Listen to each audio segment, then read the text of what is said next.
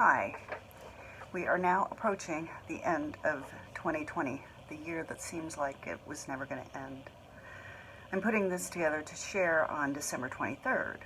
The winter solstice and the spectacular conjunction of Jupiter and Saturn, the Christmas star, are a couple days behind us, and in 2 more days it will be Christmas Day.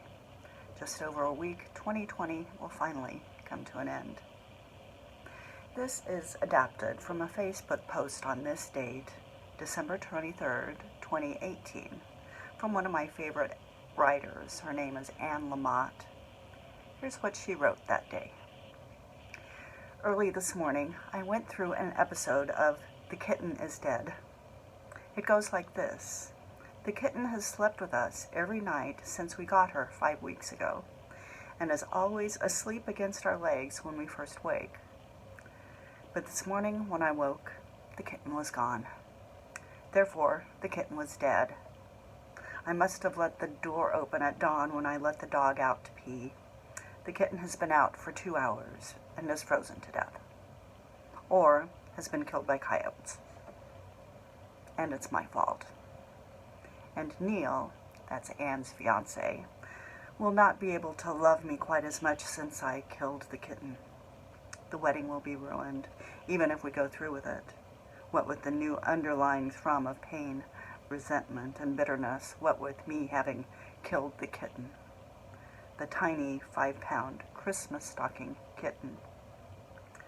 This all unfolds in under 10 seconds, beginning with the realization that the kitten is not snuggled up against me. This is called catastrophic thinking, and is especially familiar to the grown children of alcoholics or addicts and the mentally ill, and maybe sometimes to you and to me. It's been a pretty catastrophic year in so many ways.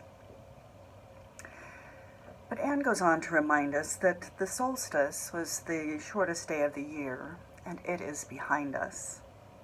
No matter what you do or don't believe, for us in the northern hemisphere, the light is returning, with illumination and warmth.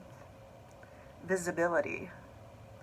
What is true is being revealed, and that is terrifying and life-bringing, hope-bringing, promised relief.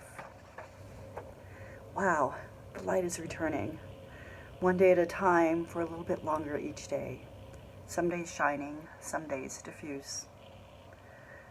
And the kitten was just in the living room. She was exploring, tearing up the rug, batting ornaments off the tree, dragging around Neil's raffia with which he wraps his children's presents, and all this in between her naps. We are the kitten. We were always the kitten, bold and wild and vulnerable and nuts and snuggly, and here we still are together. That is just too wonderful for words. I look around at us, sticking together, and it can bring tears to my eyes how beautiful and touching and brave we are together. And here we are in our utter beingness, holiness, hilariousness, neediness, pouncing and napping, exploring and clinging. And the whole system works. And is working even now, because we're not all a mess on the same day. We open our hearts, our pocketbooks, we take in strays, we marvel as strays at the homes we have found and created, homes of warmth and danger and new mornings. Happy holy days.